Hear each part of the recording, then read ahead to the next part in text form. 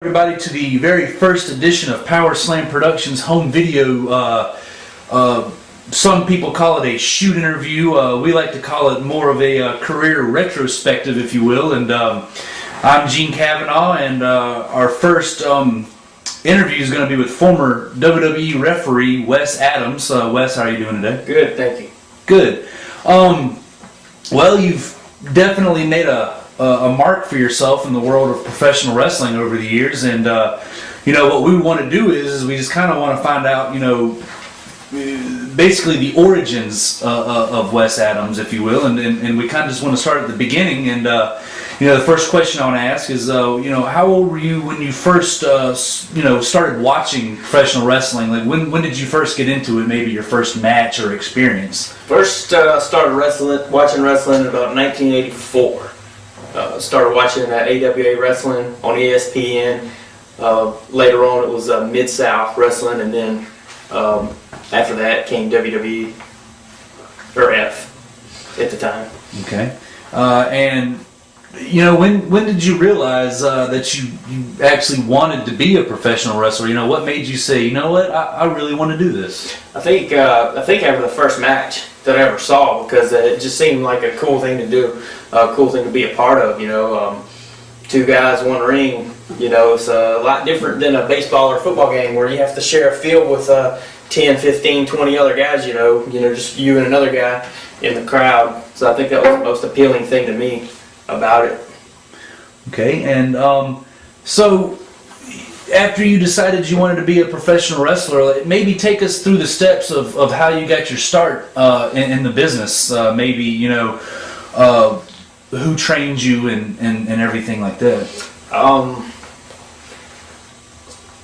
Moved over to Hattiesburg from Macomb back in 2000, and there was some independent wrestling going on around here. I didn't really realize it at the time, but there was a local independent group called NWF that was based out of Laurel, Mississippi.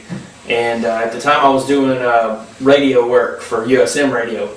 And from there I started ring announcing. Actually was able to get a ring announcing gig with the NWF out of Laurel. Ring announced a couple shows, did ring crew for a couple shows. And then eventually a couple of guys offered to train me. Monty Warbucks and Calvin Rose, a couple of Power Slam production wrestlers, started me out and gave me my first initial training into the business. And so you got your start, and things kind of started to pick up a little bit, and you started wrestling a lot in Mississippi and Louisiana and Alabama, and then you eventually made a transition to NWA Wildside, which is out of Atlanta. Tell us a little bit about Wildside. Was it kind of like your first experience with maybe a more legit professional wrestling organization? Yeah, that was my first experience with a promotion that had any television exposure, had any kind of what I would like to say credibility to it. Mostly for the first 2.5 years I wrestled with smaller shows, 15, 20, 30 people there. Wrestling local guys, but as you work those local shows and you network with other guys, you meet people, you branch out, you start getting booked other places. And a guy from Atlanta named JC North is the one that initially recommended me for NWA Wildside. And I went into NWA Wildside back in October of 2003 and did a couple of matches there. And it was a whole different product. They taped for television, they did some biographies, and was trying to get booked as an extra, which was something that I always wanted to do, because a lot of the guys that I'd wrestled Wildside in Memphis had actually had dark matches before and actually had been booked with WWE. For those who don't know what an extra is, WWE books extra wrestlers, local wrestlers, for each one of their TV shows and pay-per-views, so that they can have extra guys for any skits or whatnot that they may do. And to me, that was the ultimate stamp of credibility, is if WWE used you as an extra in some capacity, one way or another. And that's what I had always wanted to do, was to get booked with them. And after I talked to Mike on the phone, it took a couple weeks. It was a couple week long process, but I called him and called him and called him until finally he gave me the opportunities to be booked for TVs in Mobile, Alabama, and Lafayette, Louisiana. And the Lafayette show was a Raw, Monday Night Raw show, where I wrestled Viscera, or Big Daddy V, before Raw came on the air. And then next night in Mobile was a live ECW and taped SmackDown taping. And on the ECW live show on Sci-Fi, I wrestled Marcus Corvine, or Monty Brown, who's previously with TNA,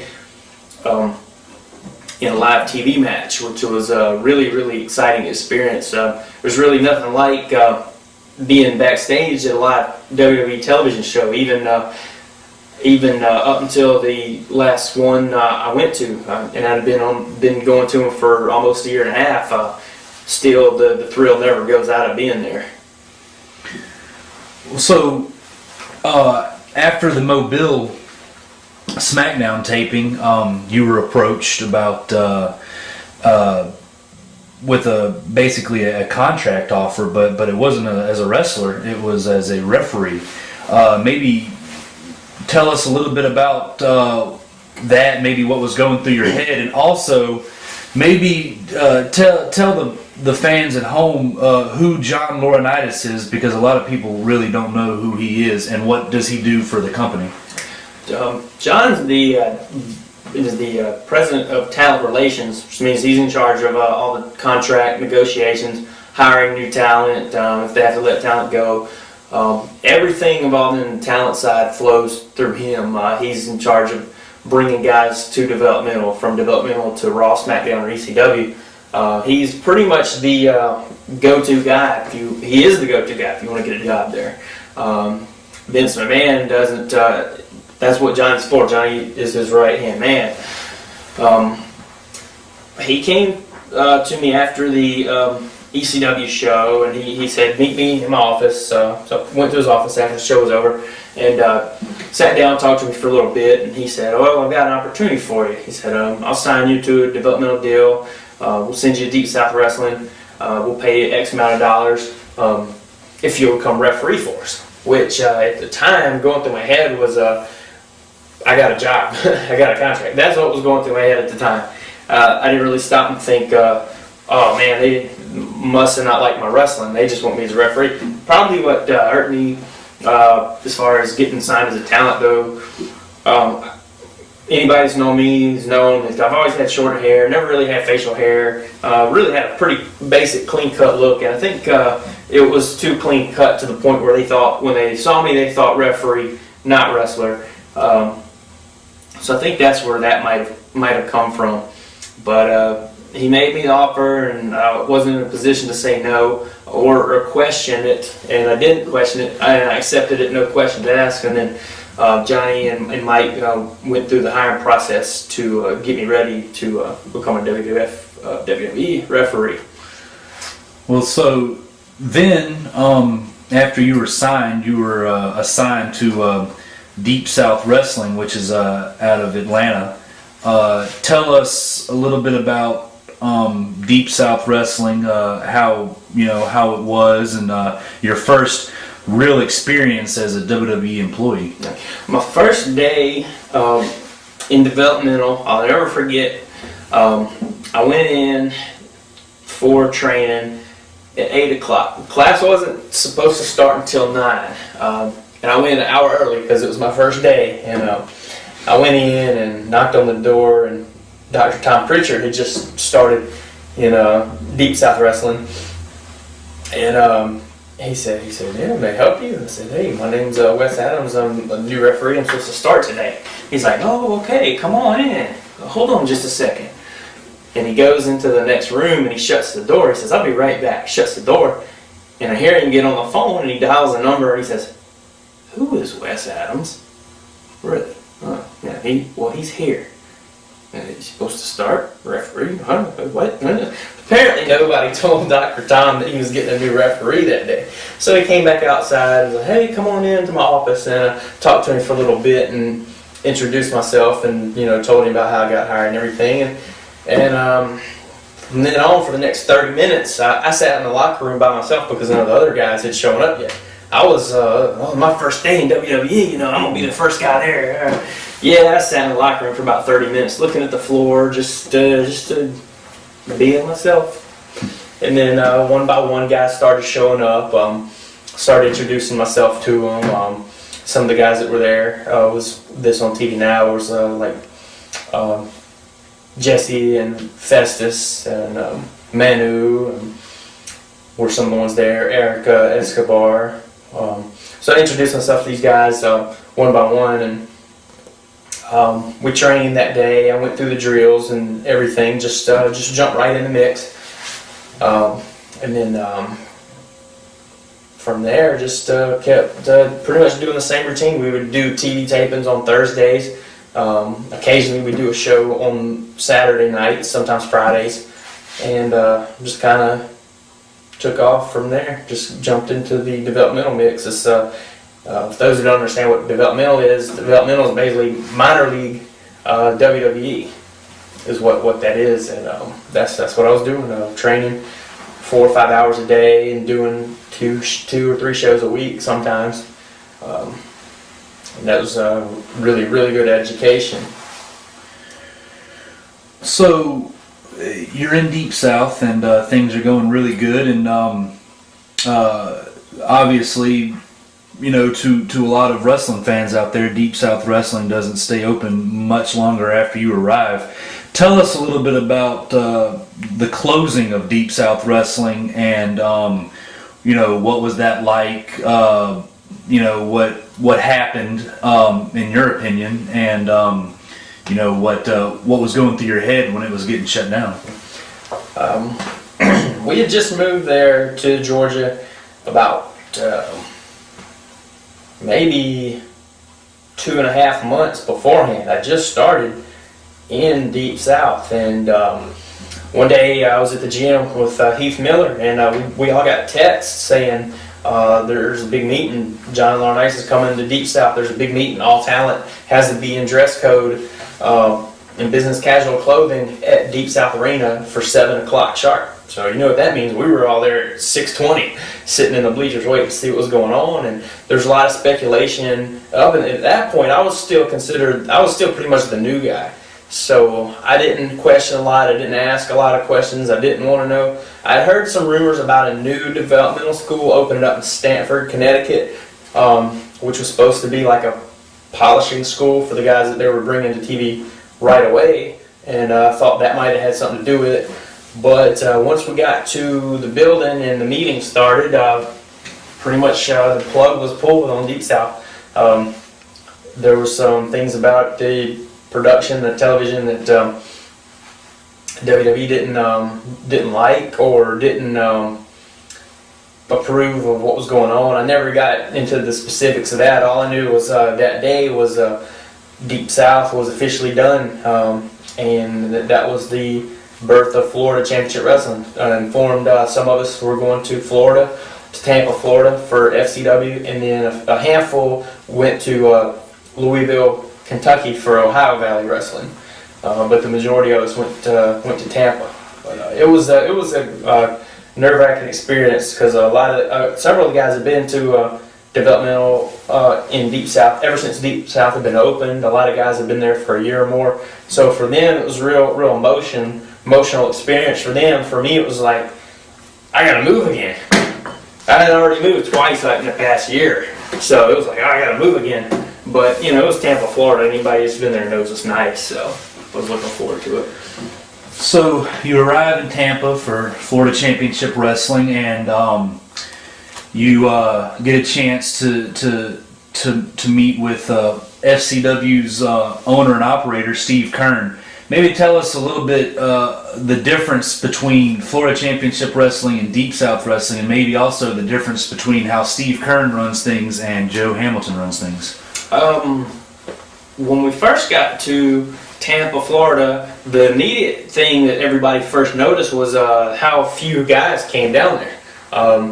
There was maybe 30, 35 guys in Deep South altogether at that time.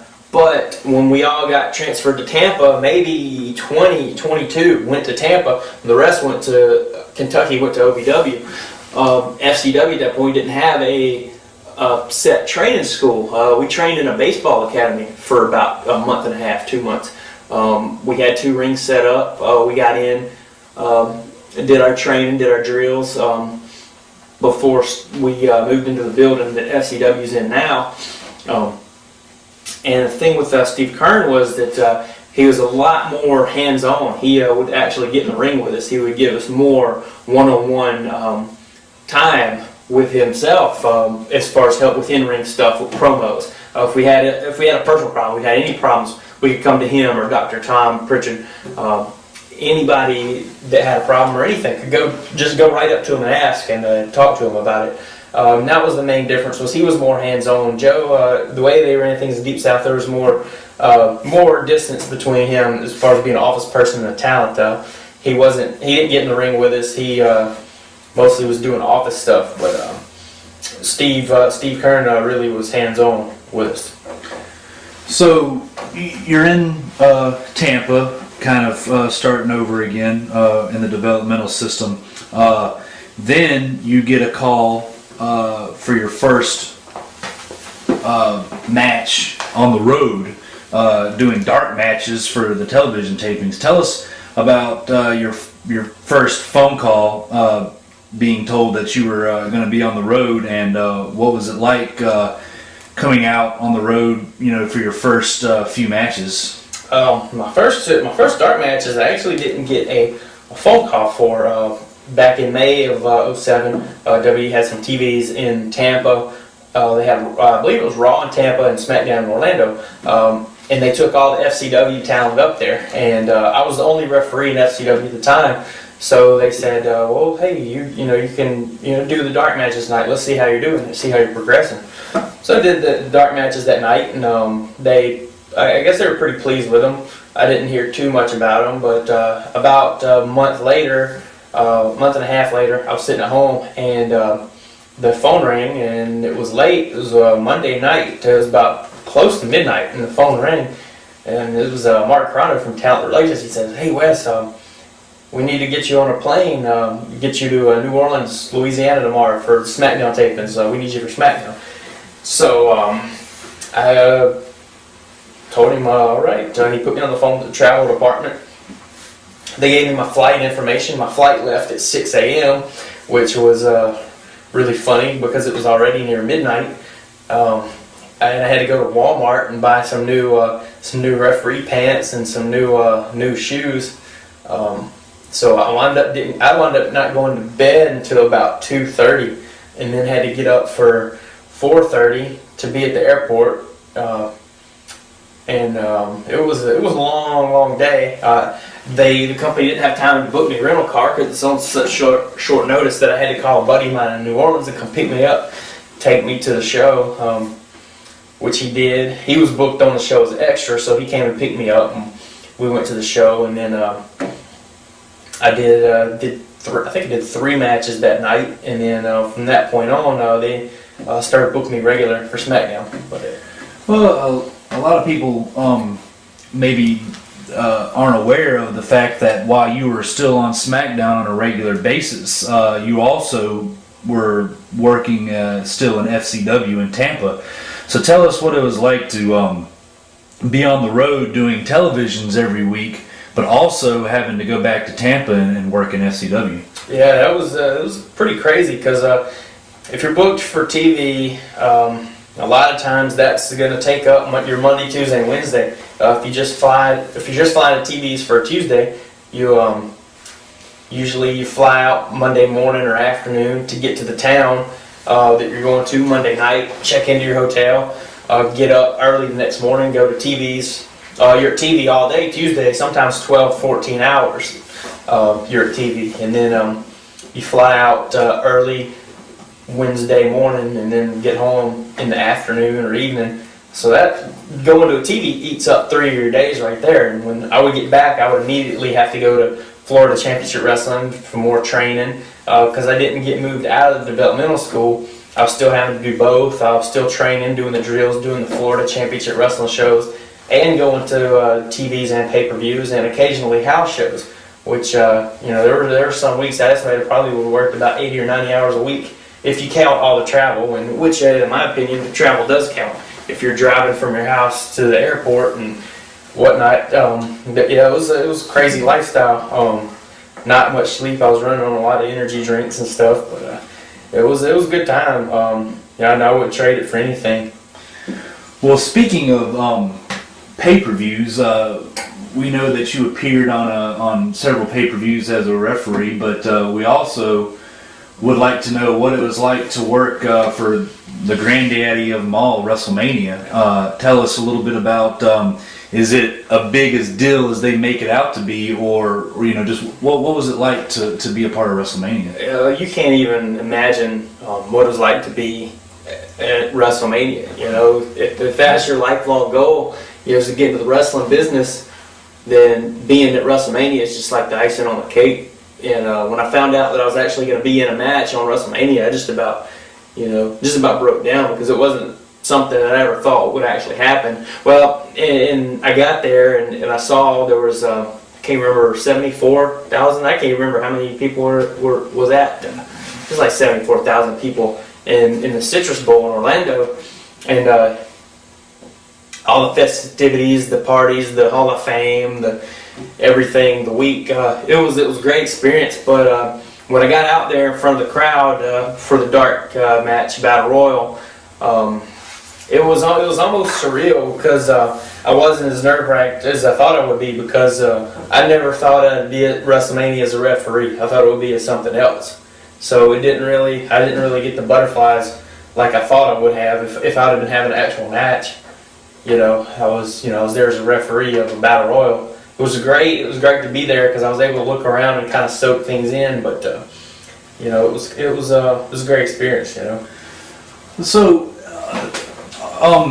another thing that maybe a lot of our viewers don't really know about is, yes, you were a referee, and also, you were working SmackDown and SCW. You were also a part of the ring crew as well, and in FCW there is a certain manager.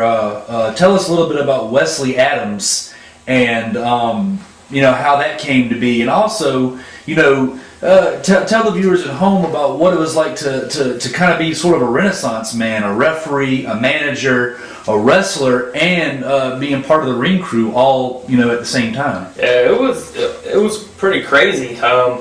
The Wesley Adams thing came about.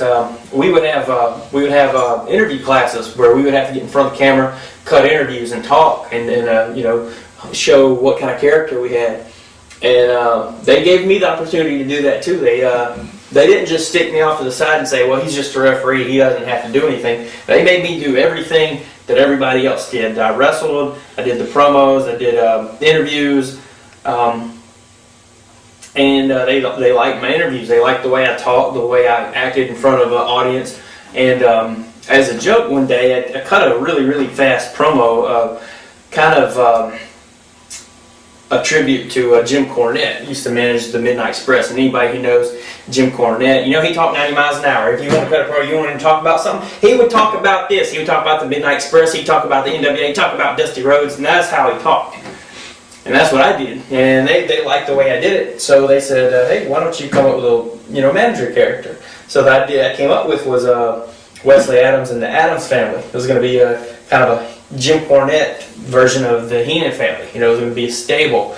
And they gave me a couple opportunities on some Florida Championship Wrestling shows to do it and to talk in front of a live audience and see what kind of reaction I could get. And for the most part, they hated me. The audience hated me whenever I would do it. And I thought for a minute that they might do something with it, but apparently it never happened, never amounted to anything. And part of it's my fault. I could have been a little more aggressive in pitching it to the right people. I could have put it in front of the right people. If I had it to do over again, I'd be a little more aggressive pushing it. But I didn't, and because I enjoyed my spot as a referee and being on the ring crew too. So I didn't want to jeopardize anything.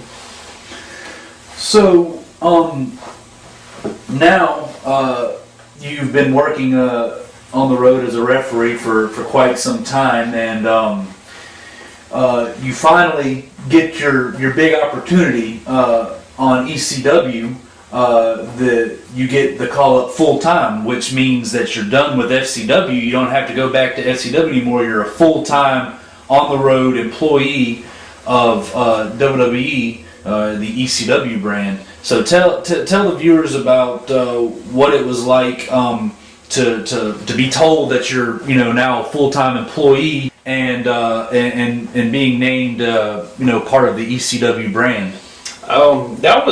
That came as a surprise.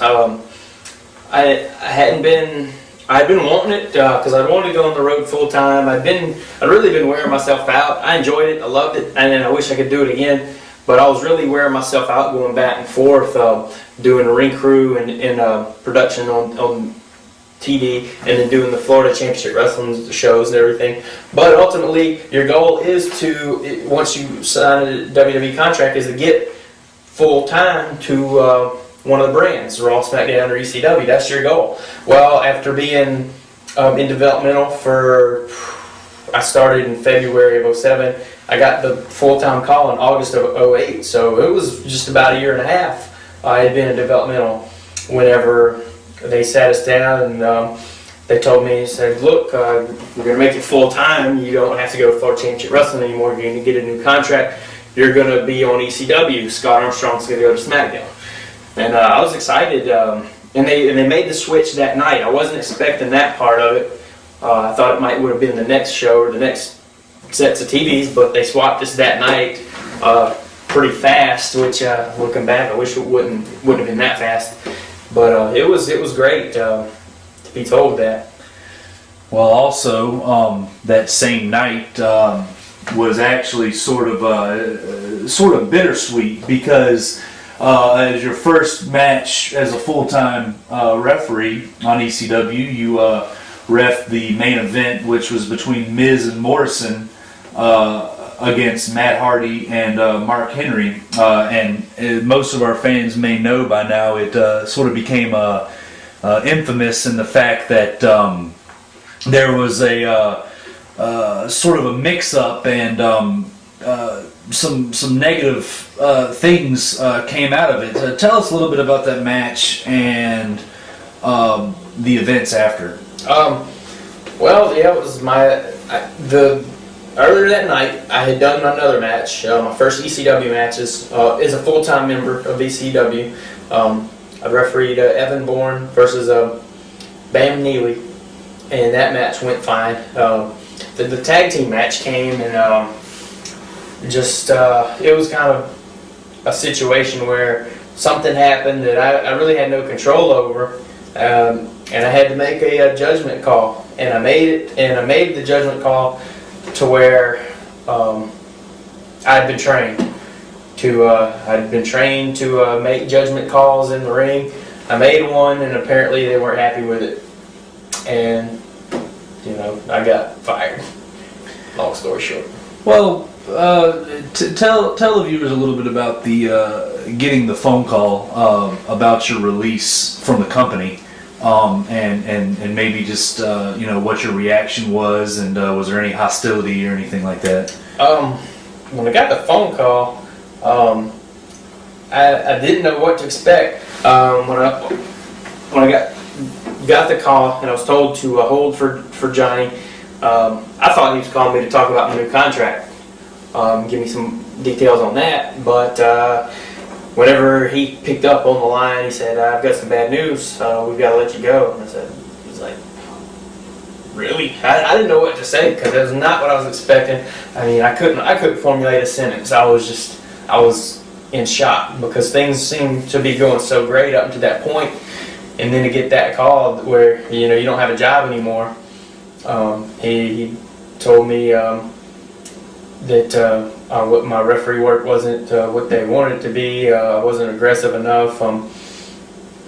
But he said that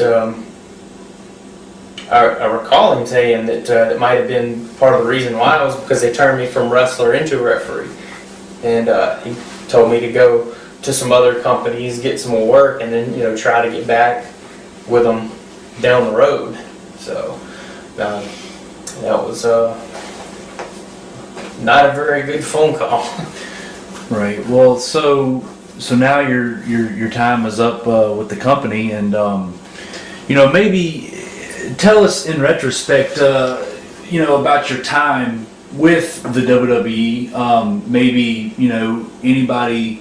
Maybe I know you don't like to name drop, but maybe just tell us a little bit about maybe some people that helped you along the way that our viewers may not be aware of, or just your time in general with the company. Was it good or bad? I would definitely say it was good, and the reason being was I got to work with so many people on a personal level that was really, really special to me. When I first came up on the road, I had only been refereeing for about 3 or 4 months, and when you consider I've been refereeing 3 or 4 months, and I'm refereeing with guys like Scott Armstrong, Charles Robinson, Mike Posey, Jack Doan, Mike Chioda, Chad Patton, John Cohen, all the guys had been refereeing 10, 15, some of them 20 years. Jimmy Corderas has been refereeing for 20-something years, and here I come in and I've only been refereeing 3 months. All those guys took me under their wings.